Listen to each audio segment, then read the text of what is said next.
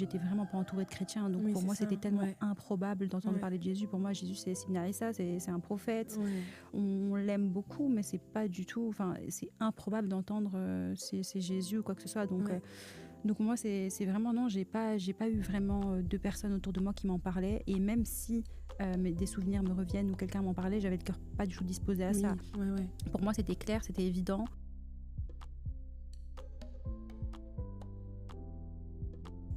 Bonjour et bienvenue dans Repères, le podcast chrétien qui explore la profondeur des liens père-fille sans filtre. J'espère que vous allez bien, je suis Gladys, votre hôte, et je suis très heureuse de vous retrouver aujourd'hui pour un nouvel épisode. J'accueille une invitée exceptionnelle qui s'appelle Sabrine et qui nous vient tout droit de Marseille. Donc là, vraiment, elle a fait le déplacement rien que pour nous. Mais avant de commencer, je vous invite bien sûr à vous abonner, à liker et à commenter cette vidéo. Ça nous aide vraiment à pouvoir faire grandir la chaîne et à montrer aussi à YouTube que vous aimez notre contenu. Donc merci encore une fois pour votre présence et de nous soutenir. Et sans plus tarder, bonjour Sabrine. Bonjour, salut tout le monde. Ça va? Ça va, merci. T'as fait le bon voyage? Oui, je me réveille très tôt, mais ça va. J'imagine, je suis très heureuse de t'accueillir ce matin. Donc comme je disais, Merci. tu viens de Marseille. Est-ce que Sabrine, je peux te laisser te présenter un peu plus davantage pour les personnes qui ne te connaissent pas? Ouais. Alors, donc moi, je m'appelle Sabrine, j'ai 28 ans. Je viens pas directement de Marseille, parce que de base, je suis de Bruxelles, donc un pur produit belge, d'origine marocaine. On salue nos amis belges de Bruxelles, nos amis marocains aussi, et les Marseillais. On salue beaucoup de personnes aujourd'hui. Voilà. Alors, donc d'origine marocaine, j'ai grandi dans un cadre musulman de mes deux parents. Donc, mes deux parents sont marocains, donc qui veut dire marocain veut d'office dire musulman. Principalement. Voilà, donc j'ai déménagé à Marseille il y a 2 ans, un peu plus de 2 ans, 2 ans et demi. Et donc j'ai grandi vraiment dans un cadre, avec mes deux parents qui ont divorcé très très tôt. Donc vraiment avec ma maman qui a pris vraiment le rôle du papa et de la maman. Avec mes frères et sœurs, donc dont 3 frères et une petite sœur. Donc oui, à Bruxelles toujours. Je dirais qu'on était très proches avec mes frères et sœurs. J'ai une grande famille. Vraiment, j'ai une grande famille. Ma maman a 5 frères, 5 sœurs, donc pas mal de cousins, etc. Donc bien entourée, on va dire. Gloire à Dieu. Et dans quel contexte du coup familial tu as grandi? Comment est-ce que tu décrirais l'enfance que tu as eue, ou même, je dirais, ton adolescence, etc. Comment est-ce que tu as grandi à Bruxelles? Alors, si j'aurais un mot pour qualifier mon adolescence, c'est tourmentée. Je pense que le fait de grandir, on va dire sans mon papa qui est parti très tôt, qui s'est séparé très tôt de ma maman, ça a créé en moi un petit peu de frustration. J'étais une jeune fille très... je dirais pas de mot perturbée, mais j'avais des choses en moi qui se voyaient, tu vois, même que ce soit dans mon parcours scolaire ou dans ma vie de tous les jours, dans mes relations. Donc je dirais une enfance assez compliquée, avec une maman qui a vraiment pris son rôle de maman à cœur, et elle a pris aussi le rôle du père. Du coup, je dirais, mon père était présent, mais sans vraiment l'être. Je dirais, on pouvait rester peut-être 4-5 ans sans avoir contact, sans se parler. Voilà, donc je dirais vraiment très proche de ma famille, de ma maman, de mes frères, mais pas beaucoup de mon papa. De ton papa. Et est-ce qu'il y avait d'autres figures masculines présentes à ce moment-là qui jouaient aussi un peu ce rôle, ou c'était vraiment que ta maman qui avait cette casquette de papa? Alors, comme je disais, c'est vrai que j'ai une très grande famille, donc beaucoup d'oncles que j'aime énormément. Et mes oncles ont été vraiment, même s'ils n'avaient pas ce rôle paternel, mais ils étaient pour moi des figures masculines importantes dans ma vie. Donc, je dirais que j'ai quand même grandi avec pas mal d'hommes autour de moi. Et est-ce qu'il y a des événements qui sont venus un petit peu façonner l'image que tu avais, soit du père ou de l'homme, à ce moment-là, dans ta jeunesse? J'avais une très mauvaise image de l'homme, du fait d'avoir vécu l'abandon, on va dire, d'un papa. J'ai très vite eu des relations aussi dans lesquelles j'ai vécu pas mal de choses assez difficiles dans ma jeunesse, dans mon adolescence, des viols, des séquestrations, des violences psychologiques, physiques. Donc tout ça, ça a beaucoup joué sur ma manière de voir les choses, de voir l'homme. J'avais pas de façon de voir mon père puisqu'il n'était pas là. Donc vraiment, je pense que c'est un ensemble de choses à répétition qui ont fait que j'avais vraiment une vision biaisée de l'homme. Et du père également. Bien sûr, ouais, waouh. C'est des choses que tu as partagées avec ta famille? Comment est-ce que tu as surmonté un peu, je dirais, ces différentes épreuves? Je pense que, tu sais, dans la culture maghrébine, encore une fois, c'est quelque chose qui... on est très pudique sur nos sentiments, sur ce qu'on va ressentir. Donc, j'avais pas tendance à parler de mes problèmes ou des choses. Je gardais vraiment Tout pour énormément toi. pour moi, Ouais. énormément. Ouais, j'avais vraiment tendance à garder énormément de choses pour moi. Je prenais vraiment l'exemple de ma maman qui a beaucoup encaissé dans sa vie et qui gardait énormément de choses pour elle. Elle en parlait jamais. Donc pour moi, c'était comme ça que je devais agir et pas autrement. Ouais. Est-ce qu'à cette époque, tu avais déjà une vision de Dieu comme étant un père pour toi ou pas? Parce que je crois que tu m'as dit que, en tout cas, tu étais dans une famille de confession musulmane, donc je crois que tu pratiquais aussi. Est-ce que toi, tu avais cette vision de Dieu comme pouvant être un père pour toi? Alors, non. Pour moi, le mot père, il n'avait aucun sens, que ce soit spirituellement ou simplement dans ma vie de tous les jours. Le mot père, il ne faisait pas partie de mon vocabulaire puisque je n'ai pas grandi avec mon père. Il n'était pas présent pour moi, je dirais. Donc, pour moi, le mot père, il n'avait aucun sens. Dans l'islam, on a vraiment cette manière de voir, de voir Dieu comme un Dieu sévère, comme oui, un Dieu autoritaire. Donc, je craignais plus Dieu que je le voyais comme un père, en tout cas. Ouais. Toi, tu pratiquais la foi à ce moment-là? Enfin, comment ça se passait d'un point de vue spirituel? Alors moi, j'ai grandi avec ma grand-mère qui était vraiment très pratiquante. Mes parents aussi pratiquent, mes frères, mais je dirais plus ma grand-mère qui était vraiment pour moi un exemple.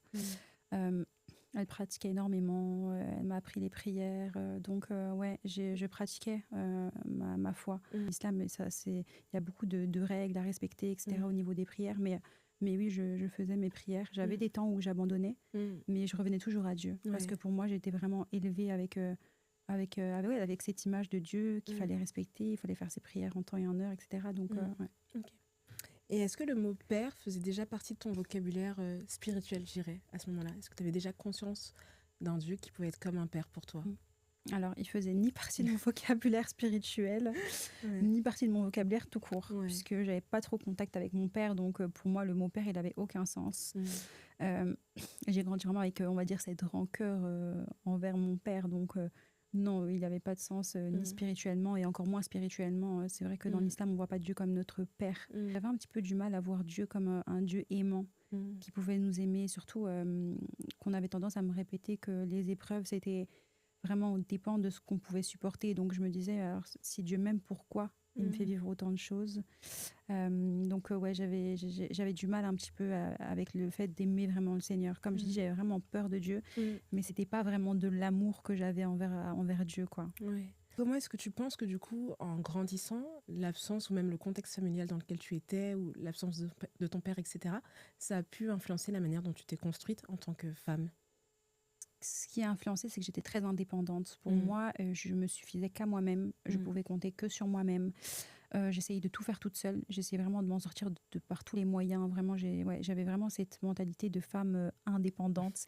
Et du coup, je pense que c'est vraiment l'absence de mon père qui a créé ça en moi, en me disant, dans tous les cas, qui d'autre va m'aider que moi-même, puisque j'ai pas eu vraiment ce support-là. Tu vois. J'ai grandi avec une maman donc, qui a vraiment pris soin de nous, qui s'est occupée de nous à 100%, qui a vraiment pris le rôle du père et de la mère. Mais ma mère, elle avait beaucoup tendance à surprotéger, on va dire, mes frères ou être vraiment plus du côté de l'homme. C'est un peu, on va dire, quelque chose de fréquent dans la culture maghrébine. Donc, ouais, j'ai grandi avec, on va dire, une difficulté de voir en fait, que j'étais pas protégée. Je me sentais pas vraiment protégée, peu importe ce que je pouvais traverser. Et j'ai vécu quand même pas mal d'épreuves, oui, dans le sens des violences conjugales, dans une ancienne relation, etc. Mais c'était assez compliqué. Donc, ouais, ça a en tout cas chamboulé un petit peu ma manière de voir les choses. Est-ce que tu avais déjà conscience à ce moment-là qu'il y avait peut-être un manque, une blessure que tu n'arrivais pas à nommer dans cette période de ta vie? Non, pas spécialement, parce que pour moi, dans ma vision de voir les choses et dans ma culture, même si j'aime ma culture et j'aime mon pays, c'est vrai qu'on grandit avec cette image de la femme qui doit vraiment beaucoup accepter, beaucoup tolérer. Et donc, j'avais j'avais pas conscience que j'étais en train de vivre quelque chose. J'arrivais pas à mettre de mots dessus. Et je pense surtout que j'étais dans un déni et que pour moi, c'était tout à fait normal. Wow. Donc, ouais, pour moi, j'avais pas, on va dire, d'alerte dans mon cerveau qui me disait là, ça va pas du tout. Et qu'est-ce qui, tu penses, te faisait croire que c'était normal alors qu'a priori, il y avait quand même plein d'événements qui venaient te montrer qu'il y avait soit un dysfonctionnement, soit le traitement que tu recevais n'était pas bon, soit, enfin voilà. Qu'est-ce qui fait que tu penses que pour toi, c'était normal? Un schéma, c'est un schéma. Je vois ma grand-mère qui a vécu ça, ma maman qui a vécu ça, mes tantes qui ont vécu ça. Donc pour moi, c'est tout à fait normal. Il n'y a pas de... Ouais, c'est pas un red flag qui s'allume et qui me dit ah, là, ça va pas du tout. Non, pour moi, c'est normal ce que je vis, c'est OK. Et il y a vraiment rien qui me montre que ça ne va pas. C'est vraiment plus tard que j'ai pris vraiment conscience des choses et que j'ai voulu vraiment mettre un terme à ça. Ouais. Et à quel moment tu as compris que tu avais besoin de quelque chose ou de quelqu'un pour quelqu'un de plus ou quelque chose de plus pour qu'il y ait un changement dans ta vie? J'ai grandi avec ma grand-mère et donc pour moi ma grand-mère c'était vraiment ma paix, ma safe place. Donc pour moi dès qu'il y avait quelque chose qui allait pas dans ma vie, je courais vers elle et même quand ça allait bien j'étais avec elle. Donc pour moi c'était vraiment la personne qui me rapprochait énormément de Dieu. Et à ce moment-là, j'ai perdu ma grand-mère. Elle a eu des grosses maladies et je pense que ça m'a fait un électrochoc. Et ma grand-mère qui aimait tellement Dieu, qui était vraiment musulmane, mais elle avait vraiment cette manière de tolérer tout le monde, d'aimer tout le monde. Voilà, donc je pense que le fait de l'avoir perdu, ça a réveillé quelque chose en moi. Au début, j'en voulais tellement à Dieu, je croyais plus en Dieu. Mais après un certain moment, je me suis dit non, là, il faut vraiment que tu te remettes à Dieu parce que tu l'as perdu et c'est la pire des choses qui pouvaient m'arriver pour moi. Ouais, c'est vraiment cette perte qui m'a, on va dire, fait un électrochoc pour que je me rapproche de Dieu. Est-ce que du coup, justement, tu peux nous partager comment est-ce que tu as rencontré Jésus, quel âge tu avais, comment est-ce que ça s'est passé du coup cette rencontre? Alors, waouh, ça c'est incroyable. Ça c'est incroyable. C'est la partie qu'on attendait. Comment j'ai rencontré Jésus? Alors, j'étais dans ma chambre et je priais. Donc à ce moment-là, j'étais en deuil et je pensais. T'avais quel âge à ce moment-là? Peut-être à partir de 25 ans, on compte plus. D'accord. Je pense que j'avais peut-être 23, 24. Okay. Ouais. J'ai rencontré Jésus. Alors j'étais dans ma chambre et ouais, donc j'étais en deuil et je faisais cette prière et je demandais vraiment à Dieu de m'aider parce que j'étais fatiguée et j'avais l'impression que plus je priais et plus Dieu ne m'entendait pas. Et donc j'ai fait cette prière et j'étais sur mon tapis et c'est à la fin de ma prière à la fin de la prière on clôture vraiment avec je disais Allahumma salli ala Mohammed, donc je prie au nom du prophète Mohammed et j'ai vraiment une révélation de Dieu qui me parle de Jésus, tu vois. Je pourrais pas qualifier cet instant ni vraiment te dire ce que Dieu m'a dit parce que c'est tellement puissant. Et surtout en tant que musulmane, c'est un moment fort. Surtout, on est dans le déni à ce moment-là. Donc, c'est comme si tu ne réalises pas que c'est Dieu qui est en train de te parler. Moi, je ne connais pas le Saint-Esprit, je ne sais pas ce qui se passe. Donc, pour moi, c'est tellement irréaliste que je n'ai pas de mots vraiment pour qualifier cet instant où je mentirais si je dirais que le Seigneur m'a dit c'est Jésus, clairement. Enfin, c'était vraiment une révélation. Je n'ai pas de mots pour le qualifier, mais ouais, à la fin de ma prière, que j'ai cette révélation-là. Et donc, c'est incroyable. Donc, tu es chez toi, dans ta chambre, en train de prier. Tu reçois donc, comme dans ton cœur, ou en tout cas, tu entends le nom de Jésus. Mais avant ça, tu n'as jamais entendu parler de Jésus. Enfin, est-ce que tu avais déjà eu l'opportunité, je ne sais pas, peut-être d'aller à l'église ou d'entendre parler de Jésus ou pas du tout? Alors, quand j'étais petite, j'avais une amie qui m'avait déjà... Enfin, j'avais dormi chez elle un samedi et elle m'avait amenée avec elle à l'église le dimanche. Et mais j'avais rien ressenti de spécifique. Je pense que j'avais 11 ans, 10 ans, enfin je me rappelle plus trop. Mais ouais, à ce moment-là, il n'y a rien qui me vient. Et puis j'étais vraiment pas entourée de chrétiens. Donc pour moi, c'était tellement improbable d'entendre parler de Jésus. Pour moi, Jésus, c'est Ibn Isa, c'est un prophète. On l'aime beaucoup, mais c'est pas du tout... Enfin, c'est improbable d'entendre c'est Jésus ou quoi que ce soit. Donc... Donc moi, c'est vraiment non, j'ai pas eu vraiment de personnes autour de moi qui m'en parlaient. Et même si des souvenirs me reviennent ou quelqu'un m'en parlait, j'avais le cœur pas du tout disposé à ça. Pour moi, c'était clair, c'était évident. C'est comme ça et pas autrement, quoi. Donc non, j'ai pas vraiment de souvenirs de quelqu'un qui m'ait vraiment parlé de Jésus, si ce n'est que 2-3 personnes peut-être qui m'en ont parlé vaguement, mais sans vraiment de profondeur, quoi. Et qu'est-ce qui se passe du coup après? Parce que tu as quand même, toi, ta foi, enfin, tu es toujours musulmane, donc ça vient quand même confronter pas mal de choses par rapport à ce que tu crois, etc. Qu'est-ce qui se passe après? Après ce moment? Alors après ce moment, pour moi, c'est impossible, Ouais. c'est improbable. Donc je continue ma prière. Et dans l'islam, on a une prière qui s'appelle la salat istikhara, donc c'est une prière de consultation. Et je me rappelle que j'allais tellement mal que j'ai fait cette prière de consultation. Je me rappelle plus exactement la raison pour laquelle je l'ai faite, mais je l'ai faite. Et donc c'est une prière que j'ai faite la nuit. Donc c'est vraiment en dehors des 5 prières. D'accord. Ouais. Et je fais cette prière et je demande vraiment à Dieu de se révéler. Et je lui dis que je suis vraiment épuisée et que je ne comprends pas sur tout ce qui s'est passé. Est-ce que je suis folle? Est-ce que peut-être le deuil m'a rendue faible? Je ne sais pas. Enfin, voilà, pour moi, il y a plein de raisons, mais voilà. Et donc, après cette prière, je me suis réveillée le lendemain et je n'avais plus envie de prier. J'avais plus envie de prier. Pour moi, c'était fini. Donc, j'appelle ma mère et je lui dis que j'arrête. Voilà, je lui dis que j'arrête. Surtout à ce moment-là, je me rappelle qu'on priait vraiment tous ensemble dans la famille. C'était vraiment une année où on était vraiment tous rapprochés de Dieu, même s'il y a des fois il y a des hauts et des bas. Et ma maman me dit mais non, continue, ne lâche pas, persévère. Et donc je me réveille vraiment avec cette conviction. Et puis le jour même, vraiment peut-être 1 heure après, je vais à la poste et je croise une amie d'enfance. Qui n'était pas du tout chrétienne quand je l'ai connue. Et je la croise et ça fait tellement longtemps que je ne l'ai pas vue et je vais prendre mon colis. Donc je la vois derrière le bureau de poste et je lui demande mon colis. Et elle me dit, elle me demande même pas comment je vais, ça fait longtemps. Elle me dit juste, c'est quand que tu vas accepter le Seigneur, Jésus comme Seigneur et Sauveur. Donc Sarah, si tu vois ce podcast, elle est zélée, ton amie. Elle s'appelle Sarah. On bénit la vie de Sarah, pardon, parce que vraiment, du coup, elle travaillait à la poste. Elle travaillait à la poste. C'était pendant son travail. Il y avait son chef derrière qui lui dit mais qu'est-ce que tu es en train de faire, Sarah? Sarah, vraiment, si tu nous regardes, je l'ai bénie parce que là, c'est une évangéliste. Sarah, c'est vraiment aller faire les nations des disciples. Et il n'y a pas de limite. Waouh, incroyable. Et elle me dit ça. Je comprends pas du tout ce qui se passe. Franchement, là, je suis perdue, tu vois. Et je comprends pas. Et je pense, sans oublier, j'avais oublié ce détail, mais c'est le détail le plus important. C'était quelques jours avant. J'étais allée au marché de Noël et tu avais une dame pas très loin du marché de Noël qui m'a tendu un verset. Et sur ce verset, il y avait écrit Jérémie 33:3. Donc, invoque-moi et je te répondrai et je t'annoncerai de grandes choses et cachées dont tu ne connais rien. Et donc, j'avais pris ce verset-là, tu vois, je l'avais mis de côté. Sans vraiment, tu vois, m'alarmer, mais je l'avais posé sur cette table, sur ma table de salon.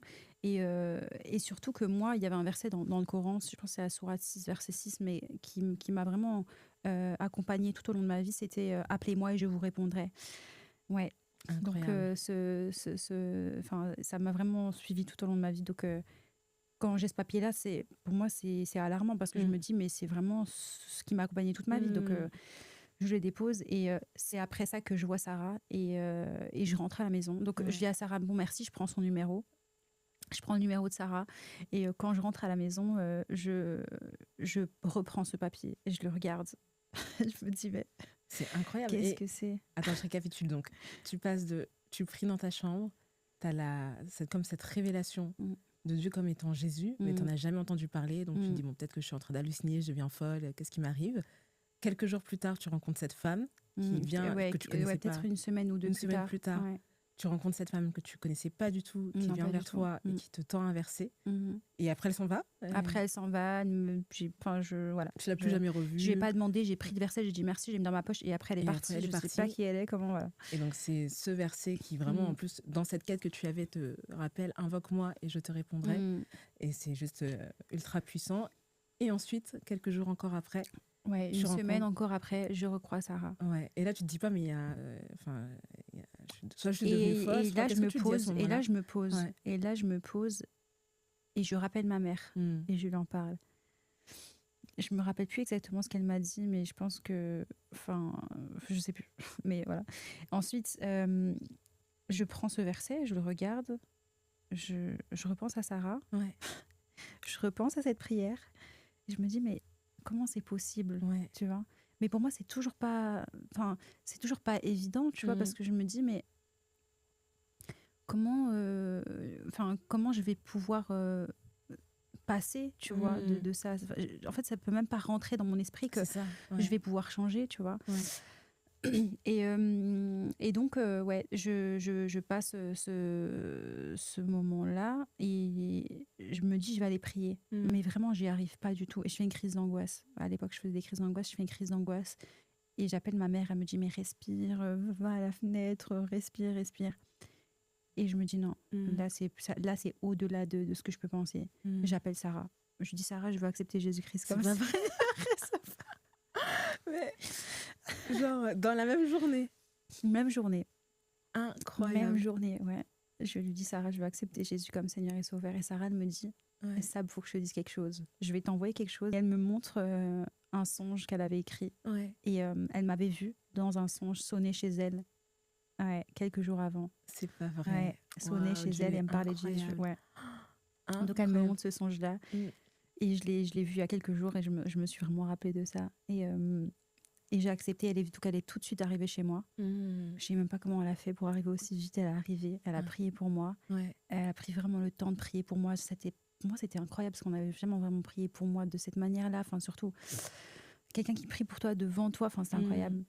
Et elle a appelé son pasteur et voilà. Je pense quelques temps après, pour moi, c'était évident. Je voulais me faire baptiser. Enfin, vraiment, tout est arrivé très rapidement pour moi. Révélation de Jésus, baptême. Enfin, vraiment tout rapidement. Et tu as commencé à lire ta Bible. J'ai commencé à lire la Bible. Le Seigneur me parlait énormément. Donc, voilà. Et il n'y a pas un moment où tu t'es dit, mais peut-être que spirituellement, il y a quelque chose et que je ne suis pas dans la vérité. Enfin, comment est-ce que tu as fait pour... Oui, c'est ça, bien sûr. Donc déjà, je me disais que j'étais folle. Ça, c'est un peu la première des choses. Ensuite, en arabe, on dit les west-west. Je ne sais pas comment on dirait ça en français. Mais c'est un peu confusion. Tu vois, c'est comme si des choses te parlaient.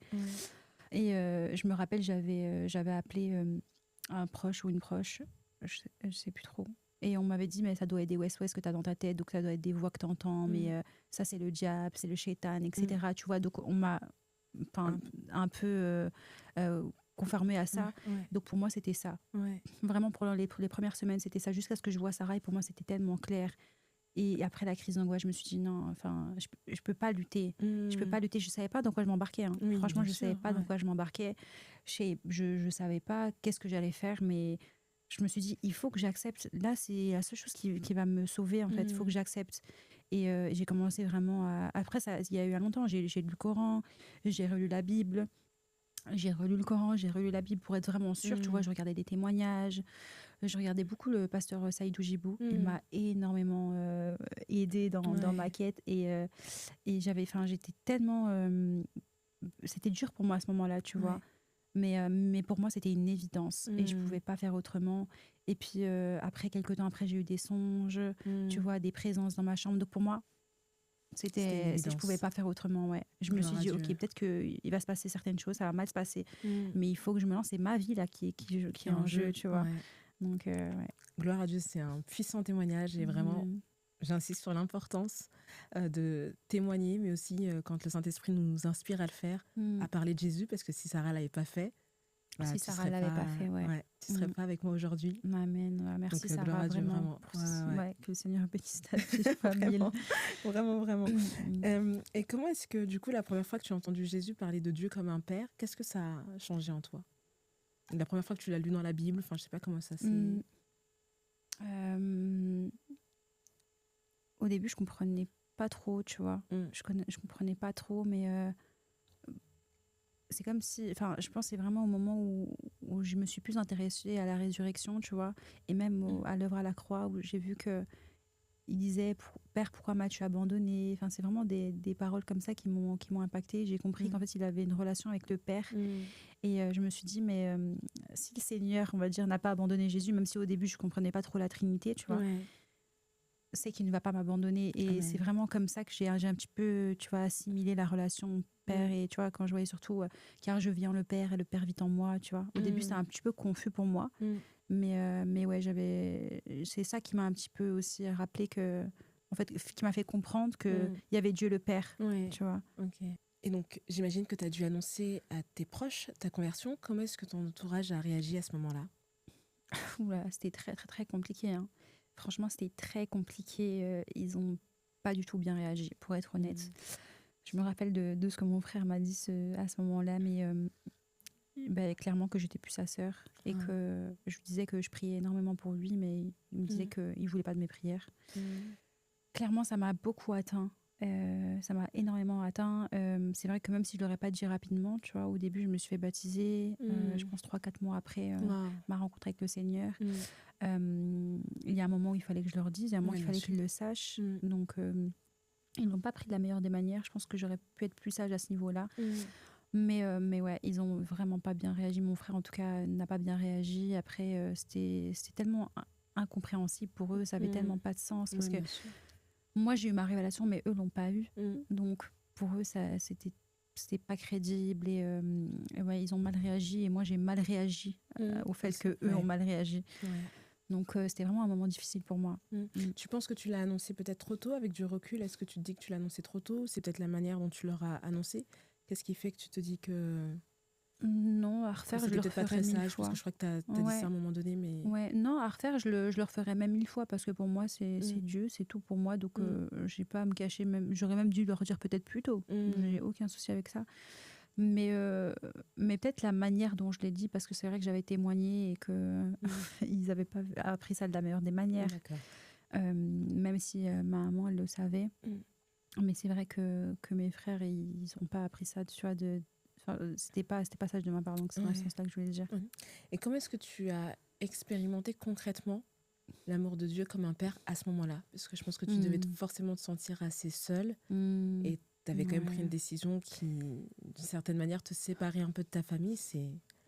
Et je bénis encore une fois ta vie parce que je pense que c'est pas évident, anodin, et à moins de le vivre, je suis pas sûre qu'on comprenne véritablement, même pour nous qui sommes des gens en Christ, ce que ça veut vraiment dire quand la Bible nous dit même si ton père ou ta mère t'a abandonné, moi je te recueillerai. Amen, Je pense qu'on réalise pas véritablement ce que ça veut dire. Comment est-ce que toi tu penses que Dieu s'est révélé à toi comme un père à ce moment-là? Alors c'est vrai que je pense qu'avant de vivre vraiment ce désert où tu es seule, où tu te retrouves vraiment dans l'épreuve, je pense que tu n'expérimentes pas vraiment, on va dire, la parole de Dieu, parce que je pense que c'est quand vraiment tu la mets en pratique que tu comprends vraiment le sens de ce verset, justement.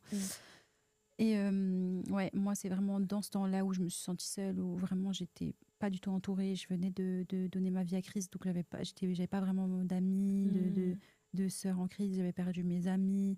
Le Seigneur aussi m'avait mis de la conviction, tu vois, j'étais dans une vie différente, donc j'étais vraiment seule, vraiment seule. Quand le mot seul a pris tout son sens à ce moment-là.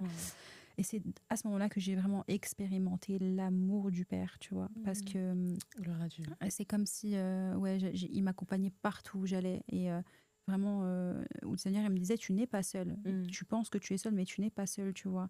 Et j'expérimentais vraiment la présence de Dieu dans mon quotidien, que j'ai compris que c'est vraiment un père responsable et qui marche avec moi. Amen. Et qu'on est vraiment à deux, tu vois. C'est à ce moment-là surtout que tu te rends compte que tu marches avec Dieu sincèrement, tu vois. C'est ça. Il y a un verset peut-être qui t'a accompagné. Est-ce que c'était toujours Jérémie 33:3 ou est-ce que c'était un autre? Non, ce verset-là, il m'accompagnait. Et après, celui-là, tu vois, tu quitteras ton père et ta mère et tu iras là où je t'ai établi. Parce qu'à ce moment-là aussi, c'était le moment où je suis partie à Marseille. Donc, le Seigneur, il m'a vraiment... on l'appelle le consolateur, mais il m'a vraiment consolée par tous ces passages-là. Il y en avait tellement dans la parole qui me consolait chaque jour. Tu vois, les psaumes, voilà. Et aujourd'hui, qu'est-ce que ça change pour toi, du coup, de savoir que tu es la fille d'un Père céleste? Ça change tout. Vraiment, ça change tout. Je dirais le lâcher-prise, tu vois. J'ai vraiment lâché prise sur l'indépendance. Aujourd'hui, je suis plus cette femme indépendante parce qu'il y a Dieu avec moi. Et je sais que je suis la fille du roi des rois, tu vois. Et que, en fait, j'ai vraiment cette vision-là, mais comme si j'étais sur une colline, tu vois. Et que sur cette colline-là, je peux lâcher, tu vois, je peux retomber en arrière et il y a toujours Dieu qui va me rattraper, tu vois. Magnifique. Alors que si je le faisais dans le monde, je serais morte, puisque j'avais personne pour me soutenir, tu vois. Alors que là, vraiment, j'ai la puissance de Dieu. Et pour moi, ça change tout dans ma vie et c'est vraiment ça, ma relation, dans ma relation avec Dieu, si j'aurais un mot, c'est le lâcher prise et la confiance, tu vois. Magnifique. Et est-ce que Dieu a restauré certaines des blessures que tu avais liées à ton enfance, liées à ta vie de jeune femme adulte, puisque tu as subi comme tu le disais, des expériences difficiles? Est-ce que Dieu est venu restaurer tout ça? Et comment est-ce que tu es passée au travers de ce chemin de guérison et de restauration?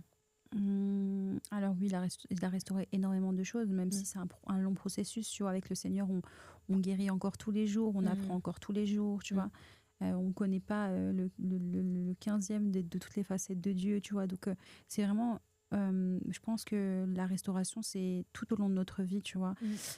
Mais j'ai vraiment guéri sur pas mal de choses, dont la relation avec mon père, tu vois, je l'ai Mm. pardonné. Wow. On passe du temps ensemble. Ouais, le Seigneur a Incroyable. vraiment restauré notre relation. Wow. Ça, pour moi, c'est un gros témoignage parce que mon père, pour moi, c'était vraiment la personne à qui j'en voulais le plus. Mm. J'avais même du mal avec les hommes à cause de ma relation avec mon père, mais aujourd'hui, vraiment, enfin, vraiment, je bénis le Seigneur pour cette relation qu'on a, lui et moi, parce que Ouais. c'est peut-être pas la meilleure, mais je peux prier pour lui, il accepte Mm. que je prie pour lui. Magnifique. On peut être ensemble et il va accepter que je prie pour lui quand il était malade, je pouvais lui lire des Wow. psaumes. Enfin, vraiment, c'est magnifique parce Et que, comment ça s'est passé tout ça? Enfin, ouais. du coup, il a accepté à la fois ta foi, enfin, Mm. c'est Ouais, je me rappelle un jour, enfin, extraordinaire. j'avais fait un songe de mon papa qui était malade et qui me demandait pardon. Et c'était le 1er mai 2024, je pense. Et le 1er mai, je l'ai appelé. Je lui ai dit, voilà, j'espère que tu vas bien, ça fait longtemps. Donc, j'ai vraiment pris l'initiative de l'appeler, même Mm. si c'était lui qui était en faute. Mm. Et je voulais vraiment ouais, être libérée moi-même, tu vois, Mm. mais le libérer lui aussi de l'emprise, tu vois, Ouais. enfin, on va dire de l'endroit où je l'avais bloqué dans mon cœur, Mm. tu vois. Et je l'ai pardonné et je lui ai dit, bah voilà, ce serait bien qu'on se voit. Et voilà, on a repris notre relation à partir de ce moment-là. Je lui ai pas tout de suite dit que j'étais chrétienne. Et il y a un moment où il était pas bien, il était malade et il m'a appelé. Et je lui ai dit, écoute, il faut que je te dise quelque chose. Et j'ai envoyé mon témoignage. Il a pleuré. Il a Wow. énormément pleuré. Et je pense, il était à Fès au Maroc ce jour-là quand je l'ai appelé. Et je pense 3-4 jours après, il est venu à Marseille. Il est venu à l'église. Incroyable. Ouais, il est venu à l'église avec mes frères et sœurs. On a prié pour lui. Il Ouais. était vraiment touché. Après, ça reste une forteresse de pensée, je pense Oui. aussi. Donc, on va dire qu'il a sa foi Mm. et il s'estime musulman. Mais en tout cas, il a accepté, il a toléré. Et ça, je trouve que au-delà du pardon, pour moi, c'est le plus bel acte qu'il aurait pu faire pour moi, c'est de Tout à tolérer fait. ma foi, d'accepter Ouais. ma foi, Ouais. d'essayer de la comprendre, du moins peut-être pas la comprendre, mais d'essayer de la comprendre, tu vois. Et voilà, donc ouais, vraiment, je suis heureuse de la relation qu'on a aujourd'hui. Magnifique. Mm. Et qu'est-ce qui a changé, tu penses, vraiment dans ton cœur depuis que tu as accepté l'amour de Dieu? Moi, je pense, c'est le pardon envers les autres. Déjà, ça m'a libérée, vraiment, parce que j'ai l'impression que ma vie était retenue captive, tu vois, comme je pouvais aussi les retenir eux captifs de leur côté. Ouais. Et ouais, ça, pour moi, ça a libéré plein de choses dans mon cœur. Et tu vois, encore une fois, mais à la croix, il a dit Père, pardonne-leur parce qu'ils ne savent pas ce qu'ils font, tu vois. Et c'est une phrase que j'ai longtemps méditée, tu vois, en me disant que tout homme est pécheur, enfin, tout homme, en tout cas, est passé par le péché et que justement, si Dieu m'a pardonné moi-même, il leur pardonne aussi. Ouais. Et je pense que, en me disant que Dieu peut transformer aussi les cœurs. Dans sa parole, il Excellent. dit qu'il nous donnera il transformera notre cœur, tu vois, de pierre en cœur de chair. Donc, je pense que c'est vraiment comme ça que j'ai pu avoir cette restauration, tu vois, de ma vision de voir les hommes, en me disant que tout le monde a droit, en tout cas, à cette deuxième chance, on va dire, avec le Seigneur, tu vois.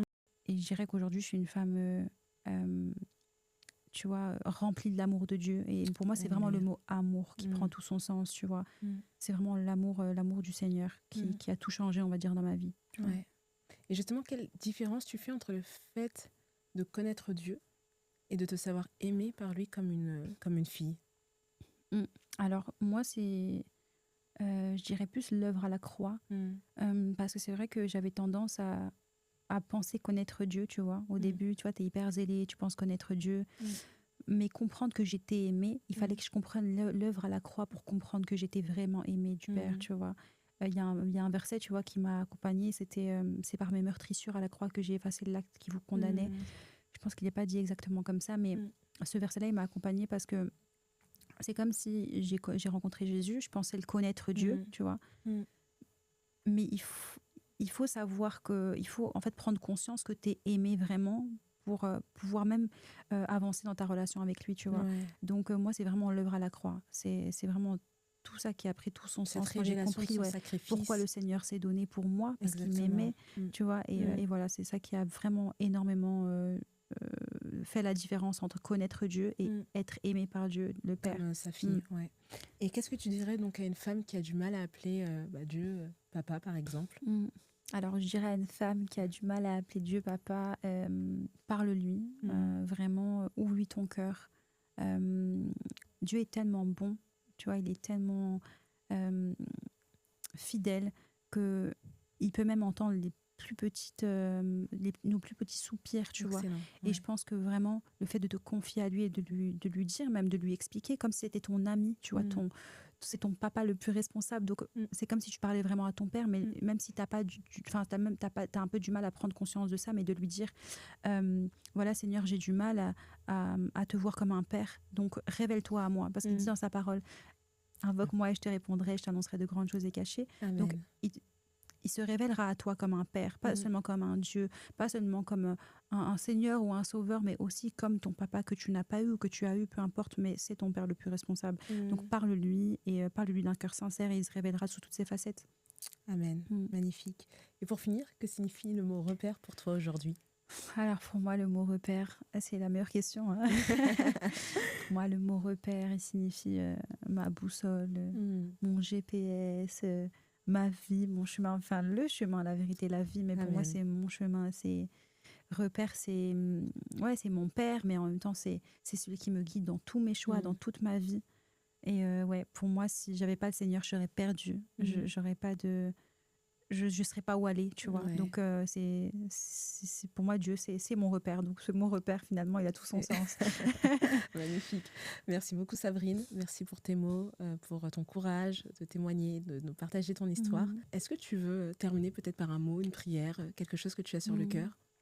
Alors voilà, comme Gladys a dit, si vous avez besoin d'une sœur, quelqu'un à qui parler, en tout cas, si vous avez vécu à peu près le même parcours ou même pas, en tout cas, sachez que moi, j'ai beaucoup l'évangélisation à cœur et que mes réseaux sont vraiment disposés à ça. Je pense que c'est important de venir demander conseil ou même simplement avoir quelqu'un avec qui, vers qui se tourner. Moi, j'en ai eu besoin, en tout cas, dans ces moments-là, qui était Sarah, qui m'a beaucoup aidée. Donc voilà, n'hésitez pas, les filles, en tout cas, si jamais vous avez ça sur votre cœur, je suis entièrement disponible pour vous. Excellent, trop bien. Merci encore pour ton cœur, ton témoignage. Et merci à chacun d'entre vous d'avoir pris le temps d'écouter cet épisode de Repères. J'espère vraiment qu'il vous a encouragé à aller encore plus, davantage creuser pour comprendre qui est votre Père Céleste et qui vous aime vraiment d'un amour infini. Et vraiment, j'insiste, mais si vous ressentez dans votre cœur que vous devez parler à un ami qui n'est pas forcément chrétien de Jésus, n'hésitez pas, parce que Sabrine est l'exemple même de ce que l'évangélisation, en tout cas le fait de juste témoigner de Jésus dans la vie de celles et ceux qui nous entourent, peut être aussi une occasion pour certaines personnes de le rencontrer aussi et de voir leur vie totalement changer. Donc en tout cas, voilà, encore une fois, merci d'avoir fait le déplacement jusqu'ici à Paris, de Marseille à Paris. C'est un plaisir de t'accueillir. Et bien sûr, n'hésitez pas à vous abonner, liker, commenter, partager cette vidéo autour de vous. Ça nous permet aussi de continuer à faire grandir la chaîne et à aussi permettre à ce que d'autres vies soient impactées. Toujours un plaisir pour nous en tout cas de vous voir commenter, liker, partager toutes ces vidéos. Je vous dis encore une fois merci pour votre présence et à très bientôt pour un nouvel épisode de Repères. Ciao, ciao.